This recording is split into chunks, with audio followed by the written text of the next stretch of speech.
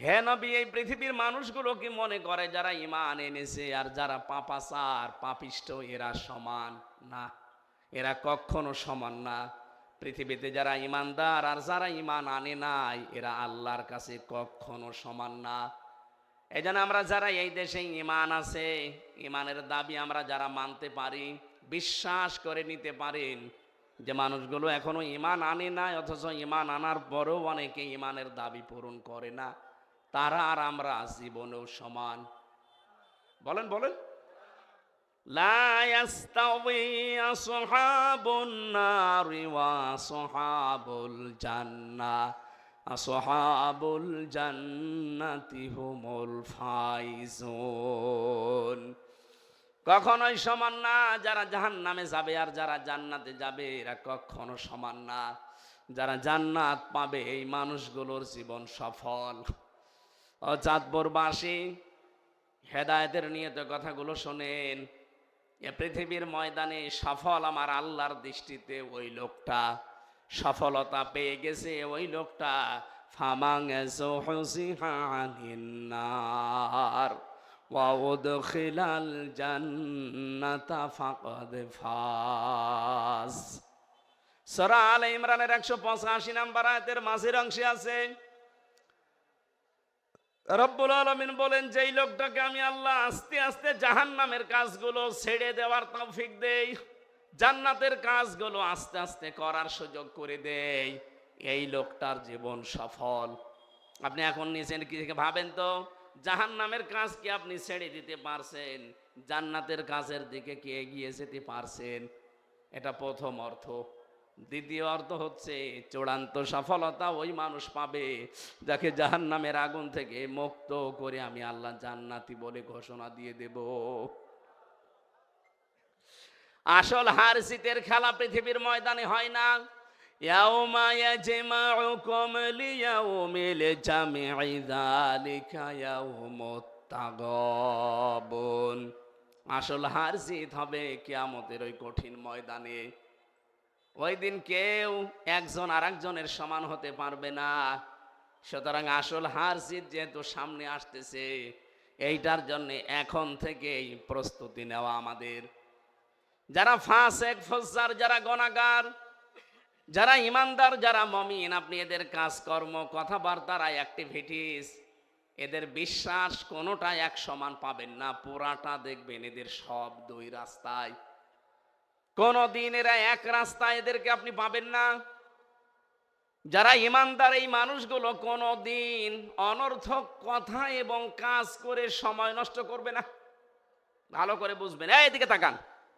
ওয়াল্লাযীনা হুম আনিল লাগবি মুরিদুন। সফল কাম মুমিন যারা, তারা কখনো অনর্থক কথা কাজে এরা সময় নষ্ট করে না। অনর্থক কথার কাজ কি? যেই কথা বলতে গেলে চিন্তা করা লাগে যে কথার দ্বারা দুনিয়া আখিরাতে কোনো উপকার আছে, যদি দেখেন না, সঙ্গে সঙ্গে সেখানে থেমে যাওয়া লাগবে। কোন কাজ করতে গেলে যদি দেখেন এই কাজে আমার দুনিয়া আখিরাতের কোনো উপকার আছে, যদি দেখেন না, আপনি সঙ্গে সঙ্গে নিজেকে থামিয়ে ফেলবেন। এই মুরিদুন, লাগবুন, এই শব্দগুলোর ব্যাখ্যা আমি বিভিন্ন তাফসীরের সাথে মিলিয়ে দেখেছি। পৃথিবীতে সবচাইতে বড় অনর্থক কাজ হচ্ছে আল্লাহর জমিনে মানুষের তৈরি করা আইন কায়েম করার চেষ্টা করা। এটা এই দেশের মানুষকে আমরা বোঝাতে পারছি না। কোরআনের পাখি 50টা বছর চেষ্টা করেছিল এটা বোঝানোর, যে আপনারা লাগবন থেকে বিরত থাকেন, অনর্থক কাজ থেকে, অনর্থক কর্ম থেকে নিজেকে বিরত রাখেন, নয়তো সফল হতে পারবেন না। এটা 50টা বছর তিনি এই একটা কথা বুঝিয়েছেন। চামড়া আমাদের এত মোটা, গন্ডারের মতো, কাতো কতু দিলে নাকি 3 দিন পরে টের পায় গন্ডার। এক লোক শ্বশুর বাড়ি যাচ্ছিল, রাস্তার পাশে দেখছে একটা গন্ডার বাঁধা। গন্ডারকে কাতো কতু দিয়েছে। কাতো কতু বোঝেন না? দেখে না, গন্ডার হাসে না। 3 দিন পরে শ্বশুর বাড়ি থেকে আসার সময় দেখছে গন্ডার হাসতেছে। ডাক দিয়ে বলে, বন্ধু, 3 দিন আগে তোমারে কাতো কতু দিলাম, তখন তো হাসলে না, এখন হাসতেছ। গন্ডার বলে, বন্ধু এই 3 দিন পরে চামড়া ভেদ করে আমার কাতু কতু লেগেছে। গন্ডারের কাতু কতু লাগে কয়দিনের ভেতরে, আর আমাদের না না, অনেকে বছর সঙ্গে সঙ্গে। কিসের সঙ্গে সঙ্গে? এত কাতু কতু দেওয়া হয় কোরআন দিয়ে, হাদিস দিয়ে, আখিরাতের কথা দিয়ে, কয় কিছুই তো মনে হয় না, আগে যা ছিল তাই। এই জন্য আজকে আমরা কাতু কতু দিচ্ছি কোরআন দিয়ে। যারা অনর্থক কথা এবং কাজে আছেন, পৃথিবীতে যত অনর্থক বিষয় আছে সবচাইতে অনর্থক হচ্ছে মানুষের তৈরি করা আইন। এক কথা বলেন, আল্লাহর এই জমিনে আল্লাহর পাঠানো আইন বাদ দিয়ে যারা মানুষের তৈরি করা আইন বিজয়ী করতে চান, আপনি কিন্তু অনর্থক কাজে আছেন। এরপরও যদি কেউ না বোঝার ভান করে থাকেন, এদিকে আসেন, কানের নিচে 2টা দিলে তখন টের পাবেন। কোরআন শরীফ দিয়ে, বুখারী শরীফ দিয়ে তো হচ্ছে না, আপনার বুখারী শরীফ দেওয়া লাগবে। আপনার বিবেক কি মরে গেছে না কুকুরে প্রসাব করেছে? কোন কারণে আপনি মানুষ হয়ে মানুষের তৈরি করা আইন কায়েম করার চেষ্টা করবেন? আজ পর্যন্ত কোন কুকুরকে দেখেছেন একটা কুকুর হয়ে আর একটা কুকুরের আইন মানে? কথা বলে না কেন? এত বড় সৃষ্টি আমরা, সর্বশ্রেষ্ঠ সৃষ্টি, এর বড় কোন কারণে মানুষের তৈরি করা আইন এখানে কায়েম করা লাগবে? আজকে থেকে তওবা করেন। আমি জানি আপনার হেদায়েত কপালে থাকলে আজকেই হয়ে যাবে, আর হেদায়েত যদি আপনার না থাকে, ওই গিরিশচন্দ্র সেনের মতো পুরা কোরআন শরীফ আপনাকে গলিয়ে খাওয়ালেও আপনি পথ পাবেন না। গিরিশচন্দ্র সেন আমাদের চাইতে কোরআন কম পড়েনি, কম বোঝেনি, কম লেখেনি, আমাদের চাইতে বেশি লিখেছে। কারণ তাফসির লিখেছে, অর্থ তো লিখেছে, ও তাফসিরও লিখেছে। আমি বিশ্ববিদ্যালয়ে পিএইচডি যখন জমা দিয়েছিলাম তখন দেখেছিলাম ও কিন্তু গিরিশচন্দ্র সেন শুধু কোরআনের বাংলা অর্থ করেনি, ও তাফসিরও করেছে।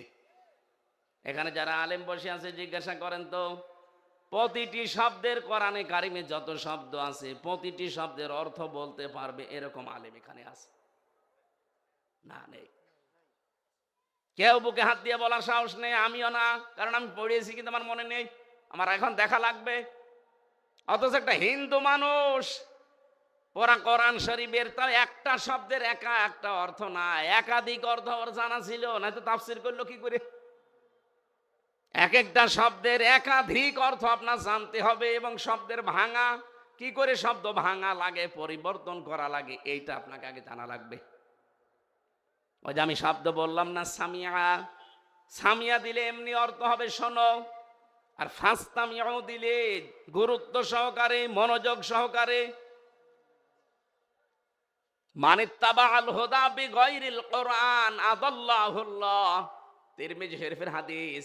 নবীজি বলেন, কোরআনে কারিম বাদ দিয়ে যদি হেদায়েত পাওয়ার জন্য পৃথিবীর কোন জায়গায় কেউ যায়, তার মন যতই ভালো থাক, আদাল্লাহুল্লাহ, আল্লাহ নিজে তাকে দায়িত্ব নিয়ে গোমরা বানিয়ে দেবে। শব্দটা কিন্তু আদাল্লাহ ইয়াউদিল্লু, এটা বাবে ইফাল, আসল শব্দ দল্লা, দল্লা ইয়াউদিল্লু। এর বাংলা অর্থ দাঁড়াবে, যদি সোলাসি মুজাররাদ থেকে আসে, 3 অক্ষর বিশিষ্ট শব্দ থেকে আসলে বাংলা অর্থ হবে আপনি নিজেই নিজেকে গোমরা বানিয়ে ফেলেছেন।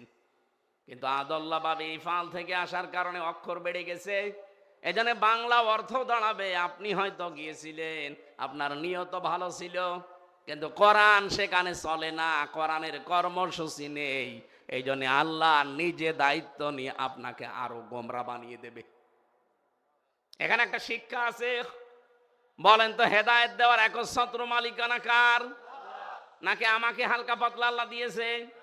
এই যে প্রথম থেকে তো ওইটাই বলছে যে হেদায়েতের মালিক আমি না, নবীকে পর্যন্ত আল্লাহ দেয়নি। ইন্নাকা লা তাহদি মান আহবাবতা ওয়ালাকিন্নাল্লাহা ইয়াহদি মান ইয়াশা ওয়া হুয়া আ'লামু বিল মুহতাদিন। হে নবী, আপনি যাকে ভালোবাসেন তাকে হেদায়েত দিতে পারবেন না, আমি আল্লাহ যাকে পছন্দ করি তাকে দেই, আর আমি জানি যে হেদায়েত পাবে কে। আ'লামু ইসনে তাফসীর। এবার আসেন তো আয়াতের শিক্ষা এবং ব্যাখ্যা কি? বিশ্বনবী নিজের আপন চাচাকে বহু চেষ্টা চালিয়েছিলেন হেদায়েত দেওয়ার জন্য, কিন্তু পারেন নাই, কারণ তার মন ছিল না। কি ছিল না? বলেন বলেন।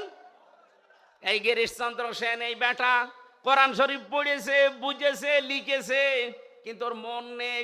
হেদায়েত পাওয়ার মতো ওর মন ছিল না, এই জন্য আল্লাহ ওকে হেদায়েত দেয়নি। মরে যাওয়ার পরে ওর জানাজাও হয়নি, কাফন দাফনও দেয়নি, পুড়িয়ে ফেলেছে। আমি যেটা বোঝানোর জন্য হাদিসটা বললাম, আদাল্লাহুল্লাহ, নবীজি বলেন আল্লাহ নিজে তখন দায়িত্ব নিয়ে নেয় আপনাকে খারাপ বানাতে। আল্লাহ যদি হেদায়েত দেওয়ার পরিবর্তে খারাপ বানিয়ে দেয়, কোন বাবা আছে আপনাকে হেদায়েত দিতে পারে বলেন তো? আরো জোরে বলেন। এই জন্য হাদিসের বাস্তবতা আমরা দেখতে পাই এই বাংলাদেশে 48,000 পীর এই দেশে সরকারি জরিপে। কত? 48,000। অধিকাংশ দরবারে দেখবেন কোরআন চলে না, কোরআনের নিয়ম নীতি কর্মসূচি সেখানে নেই, সেখানে চলে বাবাদের নিয়ম। বলেন। এই জন্য হাজারো মানুষ ভালো হওয়ার নিয়তে চায়, কিন্তু ভালো হওয়ার পরিবর্তে আরো মুশরিক হয়, পীরের পায়ে সেজদা করে। এরকম পীর দেশে নেই। আপনার থানায় আছে, মনে করছেন হুজুর কিছু জানে না, সব খবর আমার কাছে আছে। মানুষ হয়ে যারা মানুষের সেজদা নেয়, এ তো টাটকা নির্ভেজাল মুশরিক। কথা বলেন। আমার কুষ্টিয়ার লালনের মাজারে মানুষ যায় ভালো হওয়ার নিয়তে, অথচ আগে গাঁজা খেত না, ওখানে গিয়ে গাঁজা খায়। ওকে ভালো হয়েছে না খারাপ হয়েছে? খারাপ হইলো কেন? কারণ ওখানে কোরআন নেই, কোরআনের কর্মসূচি আপনি পাবেন না।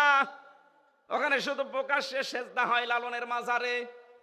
অনেকে বউ ছেলে মেয়ে সব নিয়ে চলে যাচ্ছে এই কুমিল্লা, চাঁদপুর, নোয়াখালী থেকে, মনে করে যে আল্লাহর ওলি ঘুমিয়ে আছে, যায় যে দেখে শুধু গাঁজা। বাংলাদেশে একটা জায়গা আছে যেখানে পুলিশ পাহারা দিয়ে নিশ্চিন্তায় গাঁজা খাওয়ায়, একটা জায়গা আছে, কোনো চিন্তা নেই। যদি গাঁজা একেবারে নির্ভেজাল ভাবে খেতে চান, ওই মাজারে যাবেন, ওখানে কোরআনের কোন নিয়ম নীতি বলবেন, চলতেও দেবে না, চলেও না। যেহেতু কোরআন নেই, এই জন্য ওখানে যারা যায় ভালো হওয়ার পরিবর্তে আরো কি হয়? আরো জোরে বলেন, কি হয়? এই জন্য আজকে সিদ্ধান্ত নেওয়া লাগবে, শুধু হাদিস শোনা না। যেহেতু আদাল্লাহুল্লাহ, আল্লাহ নিজে খারাপ বানায়। বাংলাদেশে যেই দরবারে কোরআন চলে না, কোরআনের নিয়ম নীতি নেই, ওই দরবারের প্রতিষ্ঠাতা যদি আমার বাবাও হয়, আমি ওখানে আর নেই। বলেন। এটা মানা যাবে না ইনশাল্লাহ। এই থানা থেকেই শুরু করবেন, নাকি এই থানা এসব নেই? আছে। দ্বিতীয় পয়েন্টটা বলি নাকি এটা বাদ দিয়ে দেব? না, বলেন বলেন, বললে হবে না, মানা লাগবে। মানবেন তো ইনশাল্লাহ? দ্বিতীয় পয়েন্টটা আমি এবার বলছি, মানবেন কারা? আগে হাত তোলেন। হ্যাঁ, আন্দাজ হাত তোলবেন না কিন্তু, মুনাফিক হয়ে যাবেন। চিন্তা ভাবনা করে হাত তোলেন। তোলেন, এই দেখেন তো হাত তোলেনি কে? আলহামদুলিল্লাহ। এই যে একজন হাত তোলেনি, তো ওটা তোলার দরকার নেই, থাক। বাকিগুলো মানে কিনা দেখেন। তাহলে এখানে যেমন সহজ ভাবে বুঝলেন, কোরআন যেখানে দরবারে চলে না, ওই দরবারের প্রতিষ্ঠাতা আমার বাবাও যদি হয়, আমি ওখানে নেই। আমি থাকলে আমাকে খারাপ বানিয়ে দেবে কে? বাংলাদেশে 48টা নিবন্ধিত রাজনৈতিক দল আছে, আর নিবন্ধন এখনো পাইনি, এগুলো মিরাই প্রায় 73টা। যেই রাজনৈতিক দলের কর্মসূচিতে কোরআন নেই, কোরআনের নিয়ম নীতি চলে না, ওই দল যদি আমার বাবাও প্রতিষ্ঠা করে, ওই দলে আমি নেই। এইবার অত জোরে বলবে না, আমি জানি। এইটা মানতে গেলে তো ওয়াজ শেষ। এটা মানবেন? অত জোরে আন্দাজে মিথ্যা কথা বলেন কোন কারণে? আপনি মানবেন না, আমিও জানি। অন্তত এই সামিয়ানার নিচে যারা আছেন তারা তো বলেন যে কোরআন যেই দলে নেই, ওই দল যদি আমার বাবাও তৈরি করে থাকে, ওই দলে আমি আজকে থেকে আর নেই। কারণ ওখানে যদি আমি থাকি, আমাকে গোমরা বানিয়ে দেবে কে? জান, ওয়াজ হয়ে গেছে, এবার মোনাজাত করে দিই। যে না মানে, এর চাইতে আর কি দামি ওয়াজ আছে বাংলাদেশে দেখান, আমি সেই ওয়াজ করব। ওয়াজ হয়ে গেছে না? মেনে নিতে পারলে এটাই যথেষ্ট। সারা বাংলাদেশে আমি এই হাদিসটা বলেছি, মানুষ যেভাবে হাত তুলে কথা দেয়, সব মানুষ যদি এই কথাটা ঠিক রাখতে পারতো, এদেশের সামনে কোরআনের রাজ কায়েম হওয়া কোনো ব্যাপারই না। কারণ কোরআন যেখানে নেই আমি সেখানে নেই, তাহলে অনেক দল এমনি মাইনাস হয়ে যাওয়ার কথা না। যারা এই কথা বলতে পারে যে কোরআনের সাথে রাজনীতির কোনো সম্পর্ক নেই, ওদেরটা তো আগে মাইনাস হবে।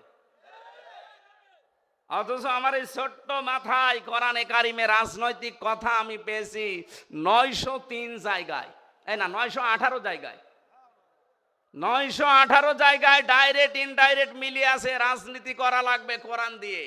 আর যেই মানুষটা বলে যে কোরআনের সাথে রাজনীতির কোনো সম্পর্ক নেই, ওর পেটে বম মারেন, কোরআন মানে কি বলতে পারবে না। কোরআন মানে কি? বহুল পঠিত পাঠ্য, এটা বলতে পারবে?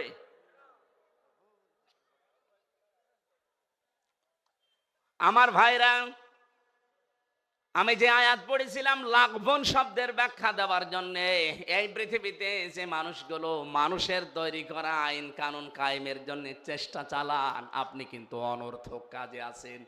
সময়টা নষ্ট করেন না। কিয়ামতের দিন যদি জান্নাত পেয়েও যান, কোন জিনিসের জন্য আপনার আফসোস হবে না, শুধু একটা জিনিসের জন্য আপনার আফসোস হবে, যে এই সময়টা আপনি অনর্থক ব্যয় করেছেন। এক কথা বলছেন না কেন? জান্নাতীর মানুষদের কোনো আফসোস মনের ভেতরে আসবে না, শুধু একটাই আফসোস আসবে, যে অনর্থক যে সময়গুলো আমি ব্যয় করে ফেলেছি, অনর্থক কাজে আমার সময়টা ব্যয় হয়ে গেছে। আজ বাংলার কত মানুষ না বুঝে হোক বুঝে হোক নিজেদের জীবনের সময়গুলো সব অনর্থক কাজে ব্যয় করছে। আমি জেলখানার ভেতরে বাবর মিয়াকে দেখেছিলাম, এই যে লুৎফুজ্জামান বাবর, কয়েকদিন আগে বের হয়েছে। ওনার পাশের যে ছেলে আমি ছিলাম, দেখতাম কি জিকির করছে, লোকটা মনে হচ্ছে একেবারে টাটকা খাস আল্লাহর ওলি হয়ে গেছে।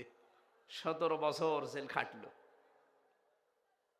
আমি আর একজনকেও পেয়েছি জেলখানায়, ইসলামী আন্দোলনের সিফা সালার, আমাদের রাহবার জনাব এটিএম আজহারুল ইসলাম। আল্লাহ রাব্বুল আলামিন লুৎফুজ্জামান বাবরের মতো তাকেও যেন আমাদের মাঝে আবার ফিরিয়ে দেন। তার জীবনেও 17 বছর কেটে গেল। রাব্বুল আলামিন কোরআনের পাখিকে তুমি আর ফেরত দিলে না, জালেমদের হাতে তুলে দিলে, অন্তত এই মানুষটাকে আমাদের মাঝে ফেরত দাও। তার বহু স্যাক্রিফাইস আছে ইসলামের জন্যে। তার যে মেধা, তার যে যোগ্যতা, আর তার যে লেখাপড়া আমি দেখেছি। জেলের ভেতরে প্রায় 300-র উপরে বই পেয়েছি তার ঘরে। তার মাথা, এটা মাথা না কম্পিউটার। বলেন তো, একটা মানুষ 300টার উপরে বই যদি শুধু জেলখানায় পড়তে পারে, বাইরে সে কত বই পড়েছে। আমার মাঝে মাঝে বই পাঠাতো কারারক্ষীকে দিয়ে, বলতো হামজাকে দিবা। কারাগারে রাত দিন এই বইটা আমি পড়েছিলাম প্রায় 7 বার এই 3 বছরে। ওটা পড়লেই যেন ঈমান বেড়ে যায়। উনি আমাকে পাঠিয়েছিল প্রোডাক্টিভ মুসলিম, এটা পারিবারিক জীবন নিয়ে শুরু করা। এমন সুন্দর বই, পৃথিবীতে যত বই আমি পড়েছি, তাফসিরের ভেতরে তাফহিমুল কোরআন 1 নম্বরে, আর সাধারণ জেনারেল বইয়ের ভেতরে এই প্রোডাক্টিভ মুসলিম 1 নম্বরে। আপনারা থাকলে কিনে পড়বেন। পারিবারিক জীবন থেকে শুরু করা, পরিবর্তন হয়ে যাবে ইনশাআল্লাহ। আমার ভাইরা, আমি আবার স্মরণ করাচ্ছি, যারা অনর্থক কাজে আছেন, কর্মে আছেন, এখনই আপনি নিজেকে থামান, নয়তো আফসোস যখন শুরু হবে চোখ বন্ধ হওয়ার পরে, কোনোদিন কিন্তু এই আফসোস আর শেষ হবে না। আজকে বারবার বলছি তো, অনেকের মন খারাপ হচ্ছে যে ছাতা বলে কি। আরে ভাই, আপনি এখনো বাঁকা পথে চলছেন, আমি দেখতে পাচ্ছি। যতই বাঁকা হয়ে মরেন না কেন, কোন জায়গায় যদি পড়ে মরে যান বাঁকা হয়ে, ফেরেশতারা কিন্তু বাঁকা হয়ে আপনাকে নেবে না। আমরা আপনাকে সোজা করে চকলেটের মতো মুড়িয়ে কবরে দেব। আপনি বাঁকা হয়ে মরে দেখেন, বাঁকা হয়ে কবরে দেওয়া হবে, সোজা করে দেওয়া হবে। এই জন্য এখনই সোজা হন। অনেকে এখনই বাঁকা পথ আরম্ভ করে ফেলেছেন। কত বাঁকা পথে মানুষ হাঁটতেছে আগস্টের 5 তারিখের পর থেকে। চাঁদাবাজি করা সোজা পথ না বাঁকা পথ? এক কথা বলছেন না কেন? এটা যারা করছেন তারা থামবেন। এখন যদি বলেন হুজুর আপনি আমারে বললেন, আমি আপনার নাম বলেছি, ঠাকুর ঘরে কে রে, আপনি এরকম করেন কেন? নিজেকে সংশোধন করতে পারেন না? আমার কোন দায় পড়েছে? আপনি জাহান্নামে গেলে আমার কোনো লস আছে? আপনি জান্নাতে গেলে আমার কোনো লাভ আছে? আমার লাভ লস একটা আছে, আমি যদি সঠিকটা তুলে না ধরি, কিয়ামতের দিন মামলায় বিচারে যখন শুরু হবে তখন আমি ধরা খেয়ে যেতে পারি। তখন এই লাখ বোনের ব্যাখ্যা আল্লাহ যখন জিজ্ঞাসা করবে, তখন আপনি আমার দিকে তাকিয়ে বলবেন এই যে হামজা গিয়েছিল আমাকে বলেনি।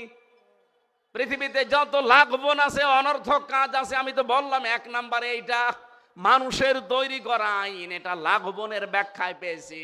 আপনি ইবনে কাসির খোলেন, যত তাফসীর আমি পড়েছি, লাখ বোনের ব্যাখ্যায় মানুষের তৈরি করা আইন কানুন এগুলো সব লাখ বোন, অনর্থক কাজ।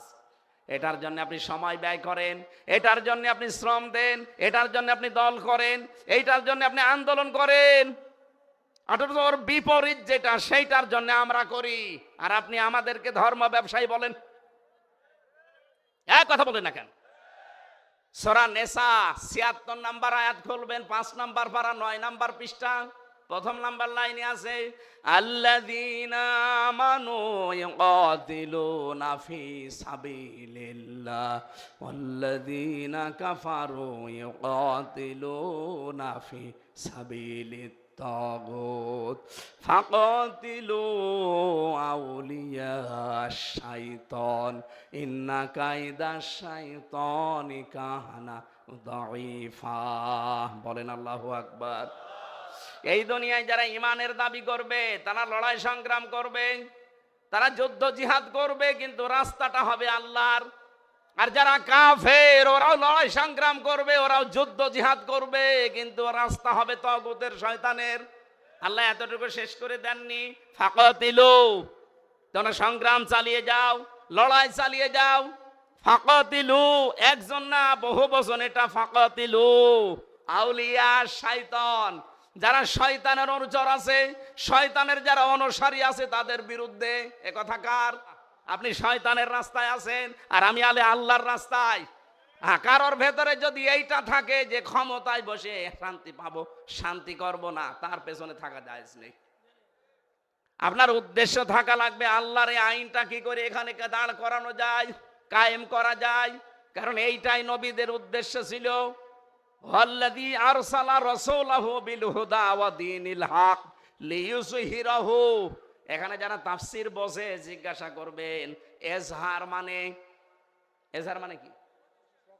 না না, হ্যাঁ, এখানে বিজয় করা অর্থ হবে। এখানে এজহার মানে শুধুমাত্র প্রকাশ করা না, স্পষ্ট করা না, এজহার মানে বিজয় করা। সুতরাং নবীদেরকে আল্লাহ পাঠিয়েছিলেন এই জমিনে তার দিনকে বিজয় করার জন্য। আমরা তো নবীর পথে আছি, আমরা চাই এই দিনকে, এই জমিনের উপরে ৪৫০০ ধর্ম চলছে। কত? সারা দুনিয়ায় এখন ৪৫০০ ধর্ম চলছে। সব কিছুর উপরে আমরা আল্লাহর ইসলামকে, এই কোরআনকে আমরা বিজয় করতে চাই। এটা যদি কারো কাছে ধর্ম ব্যবসা মনে হয়, হ্যাঁ এটা আমার ধর্ম ব্যবসা, এই কথা বলেন না কেন? এটা যদি মনে হয় যে এটা আপনি ধর্ম ব্যবসা করছেন, হ্যাঁ এটাই আমার ব্যবসা, আমি এইটাকে বিজয়ী করবো, সে যে কোনো মূল্যে হোক। আলা দ্বীনি কুল্লিহি, যত ধর্ম আছে সবার উপরে, এটা আমার জীবনের শেষ টার্গেট। অলাউ কারিহাল মুশরিকুন অলাউ কারিহাল কাফিরুন। যদিও কাফের মুশরিকদের কাছে এটা অপছন্দনীয়, খারাপ লাগে। আরে ভাই, কাফেরের নাই খারাপ লাগতে পারে দিন কায়েমের কথা বললে, আপনি তো মুসলমান দাবি করেন, আপনার খারাপ লাগে কেন? তার মানে আপনিও কি মুশরিক? এই কথা বলেন না কেন? আপনি কি মুশরিক? আশা করছি ভুল বুঝবেন না। এই পৃথিবীতে আমাদের সব কিছু ব্যয় করার জন্য অলরেডি আমরা কিন্তু যেদিন শপথ নিয়েছি ওই দিনই আল্লাহকে দিয়ে দিয়েছি। আমাদের প্রথমেই পড়ানো হয় এইটা, কুল ইন্না সলাতি ওয়া নুসুকি ওয়া মাহইয়ায়া ওয়া মামাতি লিল্লাহি রাব্বিল আলামিন। হে নবী আপনি বলুন, আমার নামাজ, আমার কোরবানি, আমার বেঁচে থাকা, আমার মরে যাওয়া, আমি সব আল্লাহকে দিয়ে দিয়েছি। তা আমি তো অলরেডি এটা দিয়ে দিয়েছি, এখন আপনি আমার কাছে আর কিছু পাবেন না, দিয়ে দিয়েছি। আমার মন মতো আপনি আর নামাজ পড়তে পারবেন না, নামাজ আমি পড়বো এখন আল্লাহর হুকুম মতো। নামাজ পড়াও যেমন এবাদত, নামাজ ছেড়ে দেওয়াও এবাদত। নামাজ ছেড়ে দেওয়া এবাদত না? না মানে সূর্য যখন আপনি মাথার উপরে, সূর্য যখন উঠতেছে, সূর্য যখন ডুবতেছে, নামাজ পড়তে পারবেন? তাহলে নামাজ ওই সময় ছেড়ে দেওয়া কি? নামাজ পড়াও এবাদত, নামাজ না পড়াও এবাদত। এই জন্য ইন্না সলাতি, আমার যা নামাজ পড়া, নামাজ হোক, নামাজ বাদ দেওয়া হোক, আমি আল্লাহকে দিয়ে দিয়েছি। অনসকি, নসক মানে, নসকের অর্থ তিনটা হয়। এক নম্বরে নসক মানে কোরবানি, দুই নম্বরে নসক মানে হজের ক্রিয়াকলাপ, তিন নম্বরে নসক মানে ইবাদত বন্দেগী। এই তিনটা অর্থই আছে তাফসিরে। তার মানে আমার কোরবানি, আমার ত্যাগ তিতিক্ষা, আমার রক্ত প্রবাহ করা, যা করব আমি সব আল্লাহকে অলরেডি দিয়ে দিয়েছি। আমি যে বেঁচে আছি, আমি যে মরে গেছি, সব আমি আল্লাহর জন্য দিয়ে দিলাম। এই অবস্থায় যদি আমি মরণের বিছানায় আষাঢ় খেয়ে পড়তে পারি, রাব্বুল আলামিন বলেন, আল্লাযীনা তাতাওয়াফাহুমুল মালাইকাতু তাইয়্যিবিনা ইয়াকুলুনা সালামুন আলাইকুম উদখুলুল জান্নাতা বিমা কুনতুম তা'মালুন। এভাবে সব আমি আল্লাহর জন্য নির্ধারিত করে দিয়ে, নিবেদিত করে দিয়ে যদি মরণের বিছানায় আষাঢ় খেয়ে পড়ি, আপনার মতো আমি পড়বো না, কারণ আমার সব পবিত্র করে আমি পড়েছি। রব্বুল আলামিন এবার একটা দুইটা না, হাজার হাজার ফেরেশতা পাঠিয়ে বলবে, তাজ্জিবিনা, পবিত্রকরণ হয়েছে তোমার জীবনের। এখানে পবিত্রকরণ শব্দের ব্যাখ্যায় আমি পড়েছি, শুধুমাত্র এই পোশাক আশাক আর শরীর পবিত্র না, চিন্তার পবিত্রতা, আমলের পবিত্রতা, বিশ্বাসের পবিত্রতা, খাবারের পবিত্রতা, কর্মজীবনের পবিত্রতা, সব আমি পবিত্র করে এরপরে আষাঢ় খেয়ে পড়লাম। ফেরেশতারা এসেই বলবে, সালাম, শান্তি আল্লাহর বান্দা তোমার উপরে, উদখুলুল জান্নাহ, ওই যে প্রবেশ করো জান্নাতে, বিমা কুনতুম তা'মালুন, যে কাজগুলো দুনিয়ায় করতে, এর প্রতিদান স্বরূপ আল্লাহ তোমারে ওই জান্নাত দিয়ে দিয়েছে। জান্নাতি মানুষ আর জাহান্নামী মানুষের বিপরীতটা আছে জাহান্নামী মানুষের ক্ষেত্রে। আল্লাযীনা তাতাওয়াফাহুমুল মালাইকাতু যালিমি আনফুসিহিম ফালকাবুস সালামা মা কুন্না না'মালু মিন সু বালা ইন্নাল্লাহা আলিমুম বিমা কুনতুম তা'মালুন। যারা জাহান্নামী মানুষ এরাও পড়বে, যারা জালেম বিছানায় পড়ে যাবে, যেমন মরণের বিছানায় আছাড় খেয়ে পড়বে, ফেরেশতারা বলবে, কি কি ব্যাপার, কি খবর, এখন তোমার এই মন্দ কাজগুলোর মজা এখন সামনে তুমি পাবে।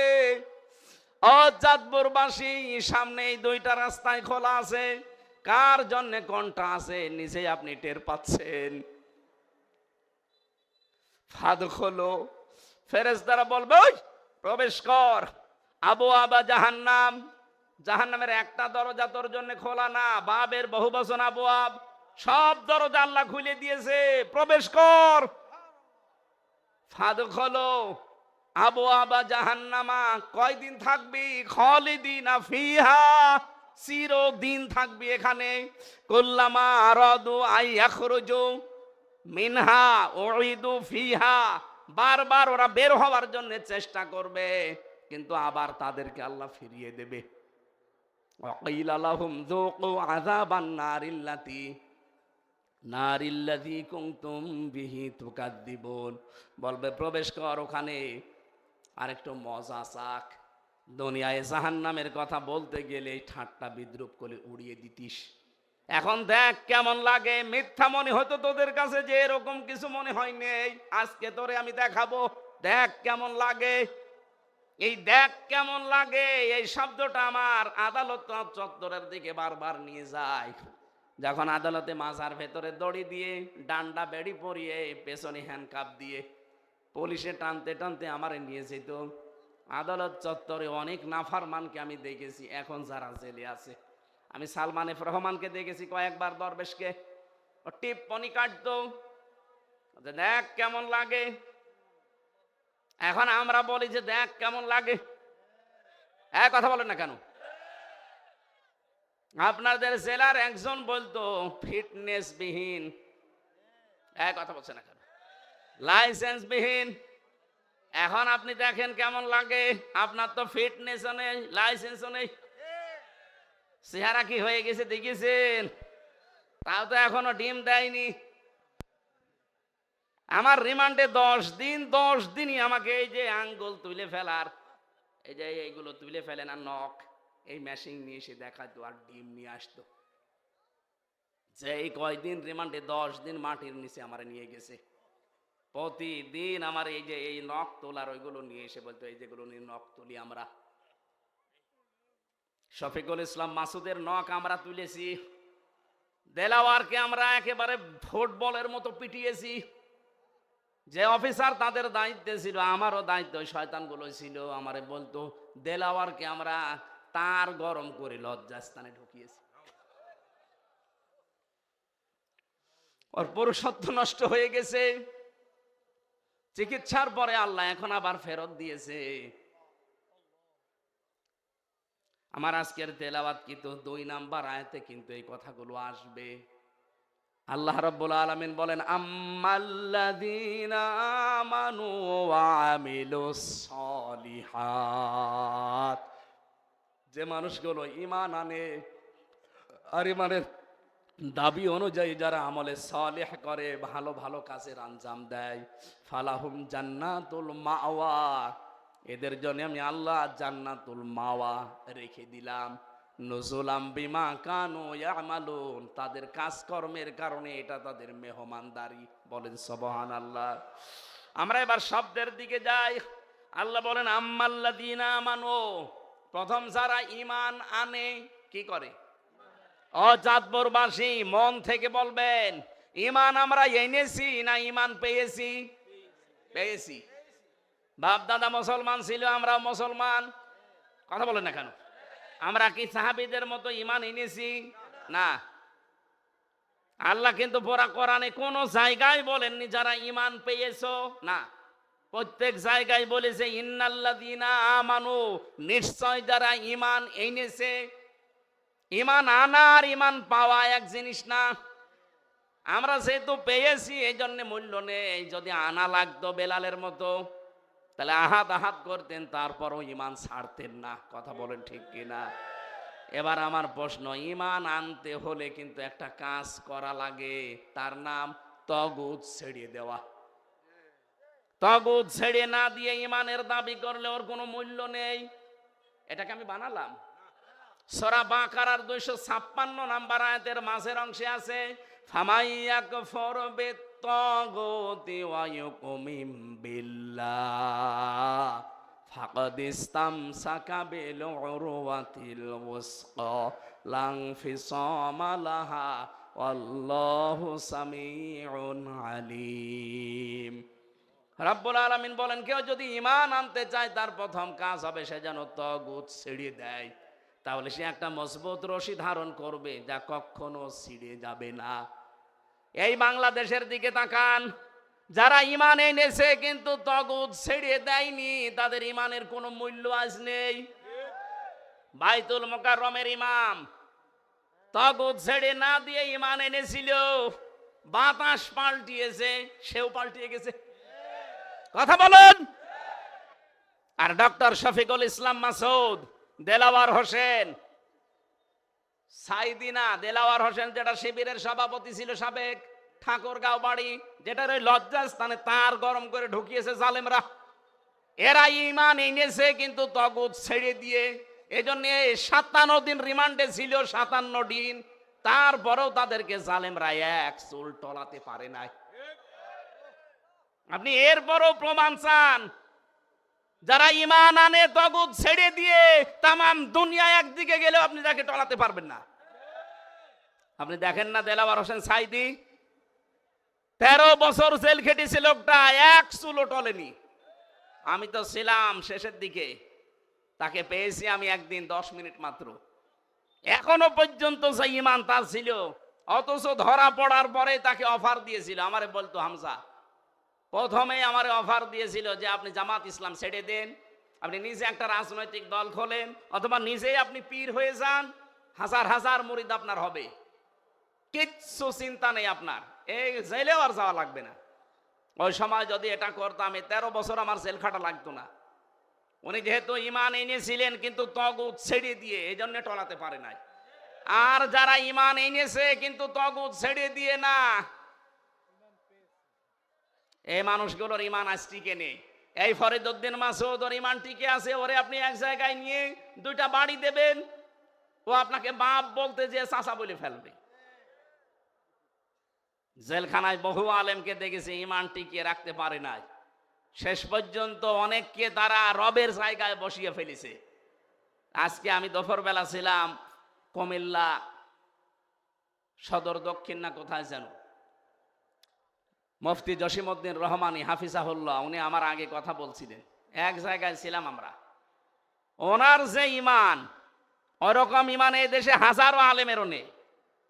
উনি ইমান এনেছে তগুত ছেড়ে দিয়ে, আর আমরা অনেকে আজ ইমানের দাবি করি তগুতের সাথে মিলে থেকে। না তো কোনো মানুষ ওলামা লীগ করতে পারে একজন আলেম হয়ে?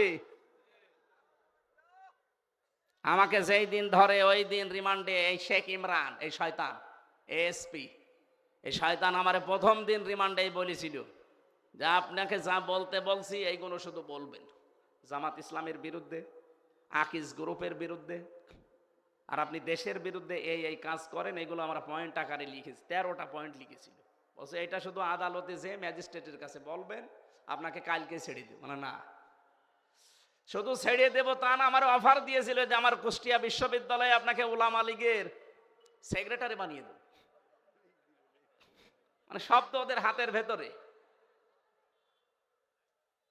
ওই সময় যদি মেনে নিতাম, মালও কামাতে পারতাম। আগে কি সুন্দর মাল কামাইতাম, ওইটাও কামাতে পারতাম। 3 বছর আমার এই ফাঁসির কন্ডেম সেলের ভেতরও থাকা লাগতো না, কিন্তু আমার ইমানটা চলে যেত। এক কথা বলছে না কেন? পুরা একেবারে টাটকা বেঈমান হয়ে যেতাম না? এখন আমার এই আপার সাথে পালানো লাগতো। এক কথা বলছে না কেন?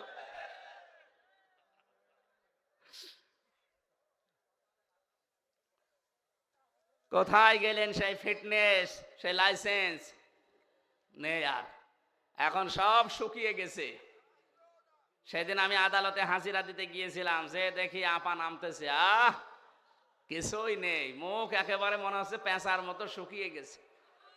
মানে পাশাপাশি তো নিয়ে যায়, ওনারে তোলে আর আমারে নামায়।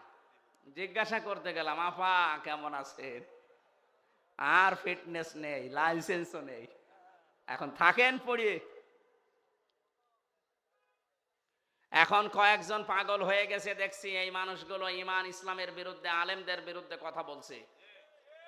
এই কিশোরগঞ্জের একজনের নাম শুনছি, আমি দেখতে পাচ্ছি এই লোকটার নাম ফজু পাগলা। পাগল হয়ে গেছে, এর পাবনায় পাঠাতে হবে। 96% মুসলমানের দেশে এই লোকটা যা আরম্ভ করেছে আলেমদের বিরুদ্ধে, এ দেশটাতে আবার আগুন লাগাবেন নাকি আপনি? কয়েকদিন আগে শুরু করেছিল হারুন আঙ্কেল।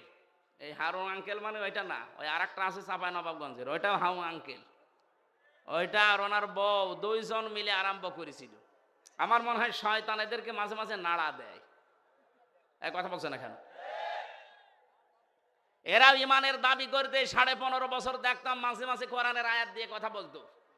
ইমান এনেছে কিন্তু তগুত ছেড়ে না দিয়ে। আমি যে বারবার প্রথম থেকে বলছি না, যে মানুষের তৈরি করা আইন যারা দুনিয়ায় কায়েম করতে চায়, বিজয় করতে চায়, এটা সবচাইতে বড় অনর্থক কাজ। আপনি এই কাজে থাকবেন কোন কারণে? এখনই যদি মরে যান, আপনি তো চির জাহান্নামী। আপনার বিশ্বাস হচ্ছে না যে আপনি জাহান্নামে যাবেন? সূরা নাহালের এই যে 36 থেকে 38 আয়াতগুলো পড়ে বাংলায় মিলান, যান, আপনি কোথায় যাবেন নিজেই টের পাবেন। এই জন্য ইমান যারা আনতে চান, আগে তগুত ছেড়ে দেন। এই দেলাওয়ার ভাইয়ের মতো, মাসুদ ভাইয়ের মতো ইমান আনতে হলে আগে তগুত ছেড়ে দেন। তামাম দুনিয়া একদিকে যাবে, আপনাকে টলাতে পারবে না। আমিলুস সালিহাত সালেহাত মানে আমরা মনে করি নেক কাজ, শুধু সৎ না। সালেহ মানে যোগ্য। সালেহ মানে কি? যারা আরবি গ্রামার জানে, আধুনিক ব্যাখ্যাগুলো বের হচ্ছে। সালেহ মানে যোগ্য। আমাদের যোগ্যতা অর্জন করা লাগবে। আজ সিয়ার বাংলাদেশে 16টা 28টা সিয়ারই এখনো আছে, কিন্তু যোগ্যতা সম্পন্ন মানুষ নেই। এই কথা বলছেন না কেন?